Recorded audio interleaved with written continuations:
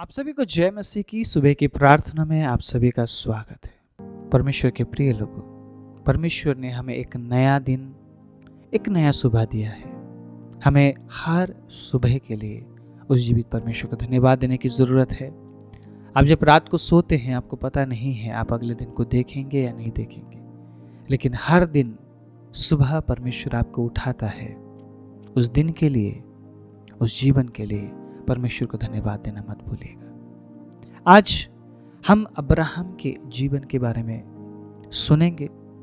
Abraham ने किस प्रकार से प्रार्थना किया, अब्राहम के प्रार्थना में कौन सी बातें थी, अब्राहम ने क्यों प्रार्थना किया, इन सारी बातों को हम देखेंगे आज के वचन से। हम निकालेंगे उत्पत्ति का किताब 18 अध्याय, उसके 28वीं आयत से कुछ इस प्रकार लिखा है। कदाचित उन 50 धर्मियों में 5 घट जाए तो क्या तू 5 ही के घटने के कारण उस सारे नगर का नाश करेगा? उसने कहा, यदि मुझे उसमें 45 भी मिले तो भी उसका नाश ना करूंगा। फिर उसने उससे यह भी कहा, कदाचित वहां 40 मिले। उसने कहा, तो मैं 40 के कारण भी ऐसा ना करूंगा। फिर उसने कहा, हे प्रभु, क्रोध ना कर, तो मैं कुछ और कहूं, कदाचित वहां 30 मिले तो भी ऐसा ना करूंगा। फिर उसने कहा, हे प्रभु सुन, मैंने इतनी ढिठाई तो की है कि तुझसे बातें करूं, कदाचित उसमें 20 मिले। उसने कहा, मैं 20 के कारण भी उसका नाश ना करूंगा।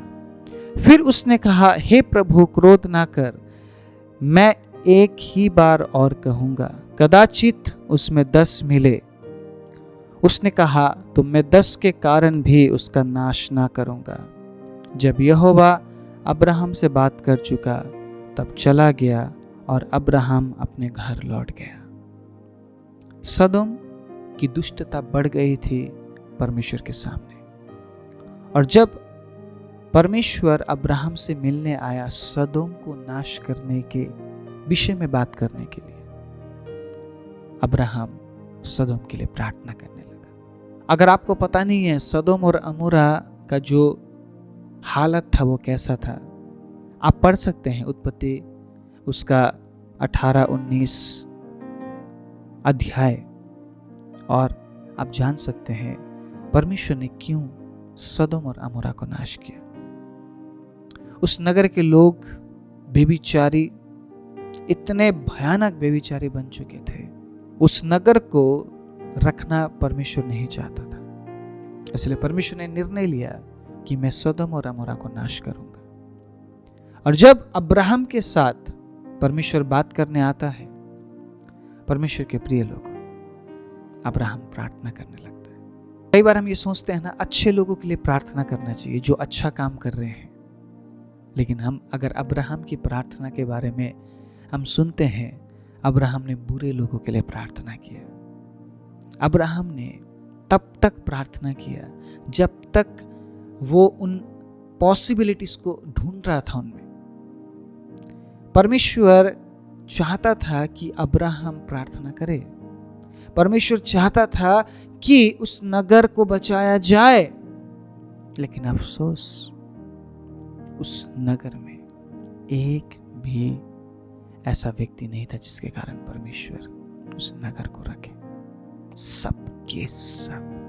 सबके सब अनैतिकता में चले गए थे, परमेश्वर के खिलाफ चले गए थे। परमेश्वर के प्रिय लोगों, आप किसके लिए प्रार्थना करते हैं? आप हर दिन सुबह किसके लिए प्रार्थना करते हैं? आप शाम के समय में किसके लिए प्रार्थना करते हैं? अगर आप हमेशा अच्छे लोगों के लिए प्रार्थना करते हैं तो इन बुरे लोगों का क्या होगा? सदोम और अमोरा को परमेश्वर ने नाश किया, लेकिन आज भी ऐसे कई सदोम और अमोरा हमारे आसपास हैं। उस प्रकार के लोग हमारे आसपास हैं, उनके लिए कौन प्रार्थना करेगा? आपको पता है अब्राहम को परमेश्वर ने क्या कहा? तू मेरा दोस्त है, तू मेरा दोस्त है। अगर आप परमेश्वर के दोस्त बनना चाहते हैं, आपको उन लोगों के लिए प्रार्थना करना पड़ेगा जो पाप में है। कई बार आप अपने पति से तंग आ जाते होंगे, कई बार आप अपनी पत्नी से तंग आ जाते होंगे, कई बार आप अपने कलीसिया के लोगों से तंग आ जाते होंगे। कब बदलेंगे ये लोग? तंग आने से परिस्थिति नहीं बदलती है, प्रार्थना करने से परिस्थिति बदलती है। अब्राहम जानता था सदोम और अमोरा में एक भी धर्मी नहीं है, एक भी व्यक्ति धर्मी नहीं है।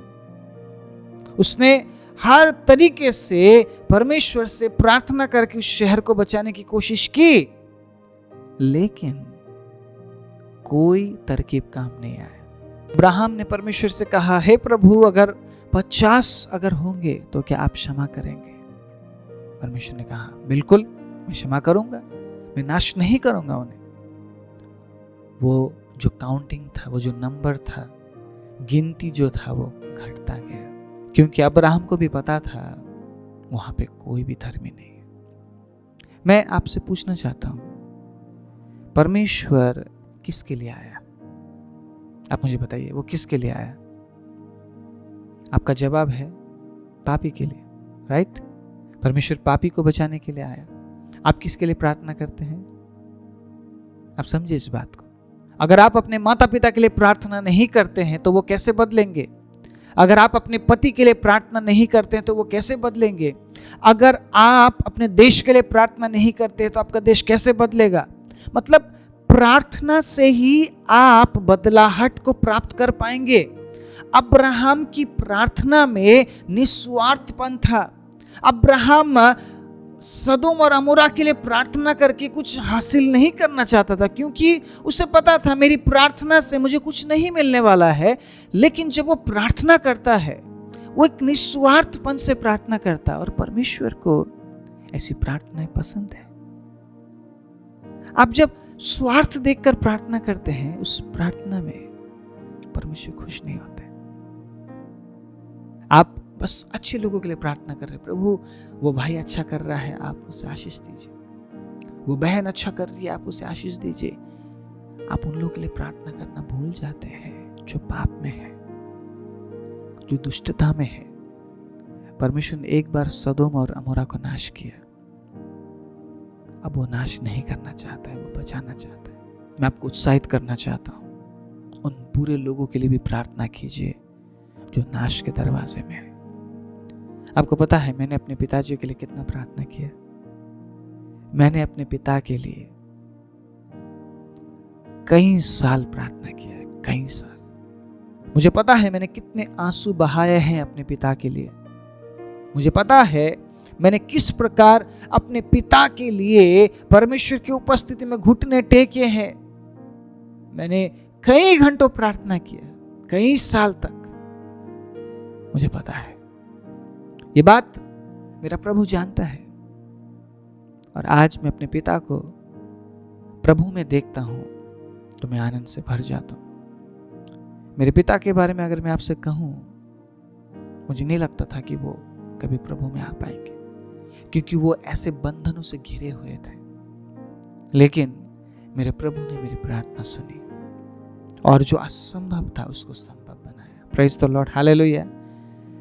इंसान को बदलने का काम हमारा नहीं है। मुझे नहीं पता आप किस प्रकार के इंसानों से घिरे हुए हैं। शायद आप सदोम और अमोरा के जैसे परिस्थिति में होंगे। आप इस प्रकार के लोग आपके आसपास होंगे, आपके परिवार में होंगे, आपके कलीसिया में होंगे।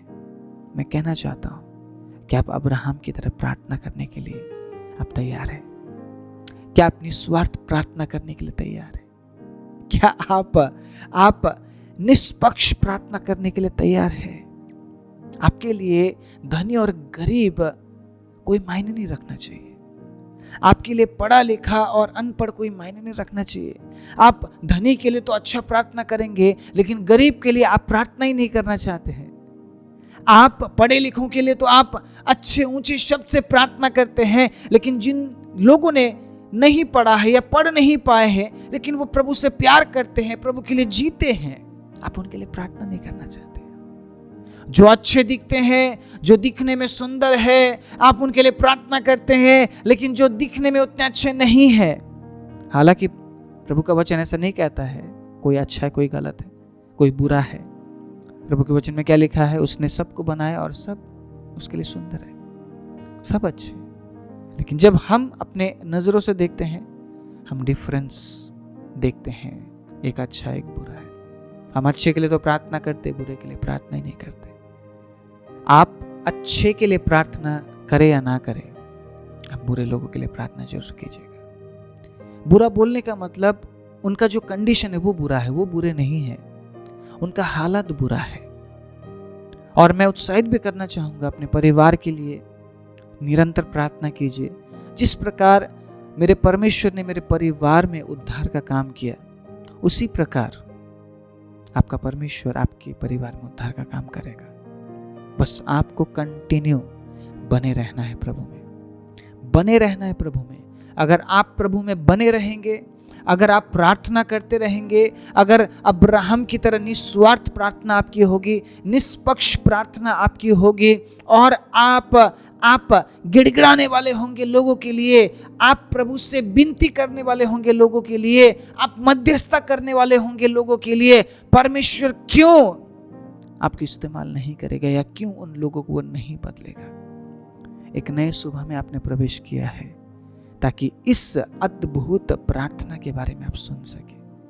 और अगर आप इस वचन को सुन रहे हैं, प्रभु अगर इस वचन से आपसे बात कर रहे हैं, इसी वक्त अपने जगह में आप बैठिए और उन तमाम लोगों के लिए प्रार्थना कीजिए जिन्होंने आपके लिए बुरा कहा है, जिन्होंने आपके लिए बुरा किया है, जिन्होंने आपके लिए बुरा बोला है।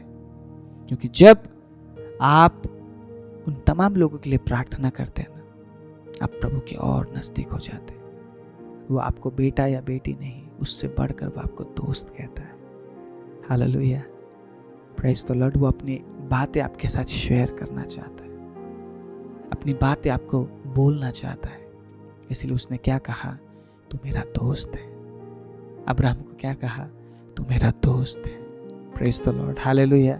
इसीलिए आप अब्राहम की तरह अगर प्रार्थना में समय बिताते हैं और उन लोगों के लिए प्रार्थना करते हैं जो बुरे हालात में, जो बुरी परिस्थिति में है, आप उसके दोस्त बन जाते हैं। और जब भी आप उसकी उपस्थिति में कोई भी प्रार्थना लेकर जाते हैं, वो तुरंत आपकी प्रार्थना का जवाब देता है, क्योंकि वो जानता है आपकी प्रार्थना निस्वार्थ है और निष्पक्ष है। आइए अपने आंखों को बंद करें। सर्वशक्तिमान जीवित दयालु परमेश्वर, एक नए सुबह के लिए प्रभु हम आपको धन्यवाद देते हैं। प्रभु नए सुबह में एक नया विचार आपने आज हमें दिया है, और प्रभु आपने हमें सिखाया है सिर्फ अच्छे लोगों के लिए नहीं, बल्कि उन लोगों के लिए भी हमें प्रार्थना करना है जो बुरी परिस्थिति में है, जो बुरे स्वभाव में है, जो बुरे हालात में है। क्योंकि पिता, जब हम ऐसे लोगों के लिए प्रार्थना करते हैं, हम आपके दोस्त बन जाते हैं, और दोबारा प्रभु आप सदोम और अमोरा को नाश नहीं करेंगे। प्रभु आप हर एक को बचाना चाहते हैं। प्रभु आपने सभी के लिए अपना प्राण दिया, अपना लहू बहाया है, और उस बात को हमें समझने की ज़रूरत है प्रभु। और पिता, हमें अपने परिवार से लेकर उन तमाम हमारे प्रियजनों के लिए प्रार्थना करने की ज़रूरत है प्रभु, जो इन दिनों में प्रभु बुरे हालात में, बुरे परिस्थिति में है। परमेश्वर, वचन सुनने वाले सभी पर आप अनुग्रह कीजिए, दया कीजिए। आज के सुबह को प्रभु, पूरे दिन को पिता, हम आपके हाथों में समर्पण करते हैं। आपकी सुरक्षा हमारे साथ हो प्रभु, आपका जलाल, आपकी दया प्रभु, आपकी करुणा हम में से हर एक के साथ हो प्रभु। आज के दिन पिता, आप हमें सुरक्षा दीजिए, बाहर जाते अंदर आते हर क्षेत्र में प्रभु आप हमें सुरक्षा दीजिए। प्रभु मेरे भाई और बहनों के कामों में आप आशीष देना परमेश्वर। प्रभु वो झूठे कमाई के पीछे ना भागने पाए, बल्कि सच्ची कमाई के साथ जब मेहनत करते हुए प्रभु कमाते हैं, प्रभु उनकी कमाई में आप बहुत ऐसे आशीष और बरकत दीजिए।